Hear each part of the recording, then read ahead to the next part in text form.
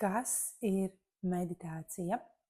Un noteikti, ka katram no jums, kas skatās šo video, jau ir savi priekšstati, savas idejas par to, kas tad ir meditācija. Kāds no jums to jau ir izmēģinājis un pielietojis savā dzīvē un zina, kā tā darbojās. Kādam tas ir kaut kas pilnīgi jauns un jūs nākat iepazīt šeit un uzzināt vairāk informācijas. Bet tad mans uzdevums šodien ir dalīties ar savu redzējumu, savu pieredzi. Un gribu domāt, ka arī tā būs vērtīga katram, kas noskatīsies šo video līdz galam, jo es došu savu skaidrojumu, kas tā tad atkal palīdzēs paskatīties iespējams no jaunas prizmas, jauna skatu punkta uz šo te brīnišķīgo instrumentu. Un tas, ar ko es gribu sākt, tātad es gribu uzdot tev jautājumu, un tas ir, vai tu tici, ka cilvēks ir garīga būtne? Es pieļauju, ka ja jau esi šeit šajā grupā un interesējies vai jau pazīsti meditācijas, tad visticamāk atbilde ir jā. Tātad es ticu, ka cilvēks ir garīga būtne, vēl jau vairāk to zinu, esmu pārbaudījis un pieredzējis savā dzīvē un gribu to izskaidrot arī tev, jo, protams, ka meditācija ir arī garīga prakse.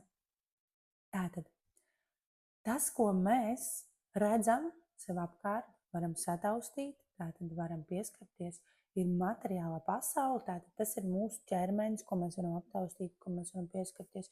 Tas ir lietas mums apkārt, jā, viss, ko mēs tātad redzam, sataustam, varam pieskarties, jā, tātad materiālā pasaule, ķermenis. Un tieši tāpat ir šī te neredzamā daļa.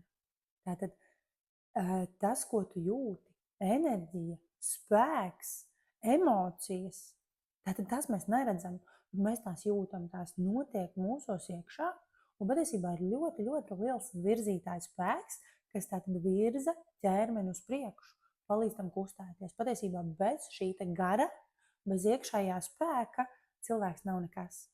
Ja? Tātad ķermenis ir vienkārši tukšs apvalks, skafandrs, kurš bez gara nedarbojās un nekustās. Tieši tāpatās varam salīdzināt kaut vai ar elektrības vadu.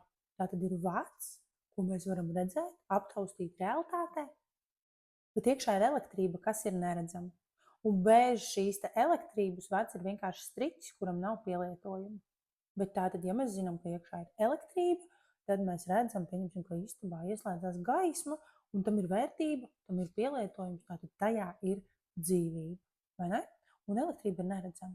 Tieši tāpat neredzams ir cilvēka gars, kas dzīvo mūsos iekšā. Un tātad gars ir brīvs. Garam nav ierobežojumu. Garam ir pieejams un iespējams pilnīgi viss.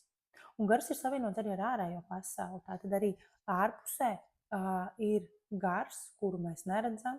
Jā, tātad gaiss vai jebkas. Citi arī to sauc par augstāko spēku, par dievu, par visumu. Jā, tātad jebkā tu to nosauc par kosmosu vienalga, bet tātad gan iekšā, gan ārā. Un tas uzdevums ir savienoties šai savai iekšējai daļai, kas dzīvo ķermenī, ar ārējo pasauli, ar visumu. Un jo vairāk tu spēj savienoties ar šo te dievišķo spēku, ar šo te ārējo garu, ja, ārējo pasauli, jo brīvāks tu kļūsti, brīvāk tu jūties savā ikdienā un vari sasniegt daudz vairāk savā dzīvē. Tātad ir jāsaprot tas, ka garīgums ir cieši saistīts ar materiālo pasauli, ar redzamo pasauli. Ja? Jo brīvāks ir tavs gars, jo lielākas iespējas tev pavērās tavā realitātē. Un tātad šis te uzdevums, pie kura katrs cilvēks grib nonākt, mēs gribam dzīvot brīvāk, gribam dzīvot plašāk, gribam dzīvot savas labākās dzīves un izdzīvot pilnībā savu potenciālu. Taču ir viena lieta, kas traucē līdz tam nonākt. Kas tas ir? Tātad tas ir prāts. Tas ir mūsu prāts, kas ir kā filtrs no mūsu šī te iekšējā gara uz ārējo pasauli. Un prātā dzīvo dažādi mehānismi. Tātad prāta pirmais, galvenais, primārais uzdevums ir pasargāt cilvēku. Pasargāt cilvēku no dažādām grūtībām, no nezināmā, no bīstamā, no tā, kas varētu nodarīt pāri. Tad pasargāt, saglabāt cilvēka dzīvību, pasargāt. Ja? Un bieži vien dažādās situācijās tas ir nepieciešams. Tātad šis filtrs, kas izvērtē situāciju un saprot, ka tur ir bīstami, tādā veidā pasargājot tavu dzīvību.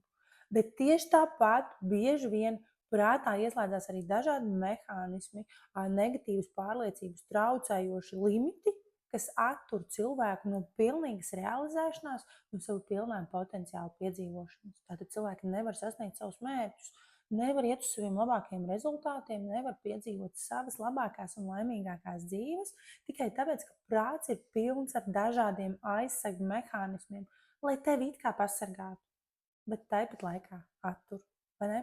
Un tātad šis mūsu uzdevums ir strādāt ar šo filtru, strādāt ar šo prātu, lai ļautu sev vairāk realizēties un saslēgties, lai ļautu savam garam dzīvot plašāk, brīvāk, lai izlaistu to no šiem prāta cietumiem, kuros tas dzīvo.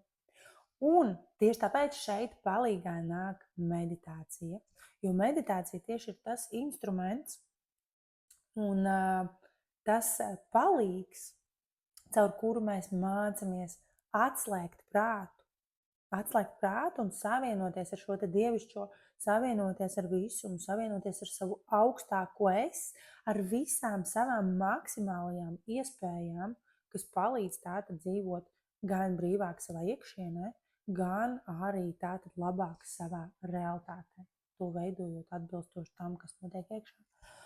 Un tātad meditācijas laikā mēs mācamies, un tātad jāmācamies, jo sākumā tas ir ļoti grūti. Mēs esam pieraduši dzīvot prātā, loģiskos izskaidrojumos tajā, kas tad pareizi, kas nepareizi. Tātad prāts diktē, kā mums dzīvot. Ja?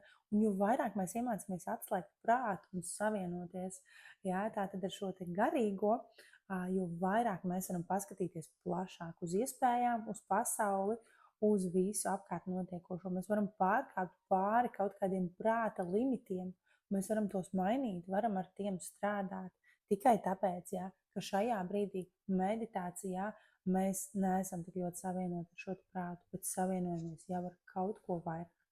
Un tieši tas ir ļoti vērtīgi un palīdzoši. Un jā, sākumā tas var būt grūti, jo nekad tas nav darīts un gribētu domāt loģiski un gribētu dzīvot tikai šajā materiālajā, redzamajā, taustāmajā pasaulē, bet tad saproti, ka ar to nepietiek un tā uz priekšu neiet.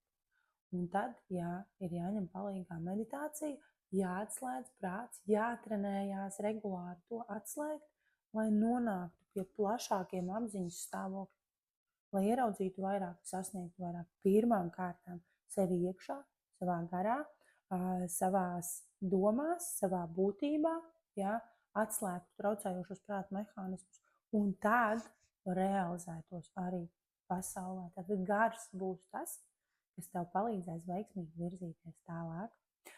Tieši tā tas darbojās un tieši tā tas ir iekārtots. Un caur šo video es gribēju jums nodot tieši šo informāciju, lai jūs aizdomājaties, tātad no kā mēs sastāvam, jā, tātad cilvēks, tātad ķermenis, mums ir ķermenis, mums ir prāts un mums ir gars. Un ar tiem visiem kopā, visiem šiem elementiem ir jāmāk sadzīvot. Tie visi ir vajadzīgi, tie visi ir nepieciešami, bet mūsu uzdevums ir mācīties tātad dzīvot ar to, kas mums ir. Un meditācija to ļoti palīdz izdarīt. Tātad, jā, gribu, lai arī jūs padalāties šeit komentāros par to, kādas ir jūsu pārdomas, kādas ir jūsu idejas, varbūt ir arī kādi jautājumi, noteikti priecāšos lasīt un arī atbildēt. Un tieši tāpat atstājiet arī savu laiku šim video, lai redzu, ka tas bija vērtīgi. Un tiekamies jau nākamajos video, lai turpinātu šīs sarunas.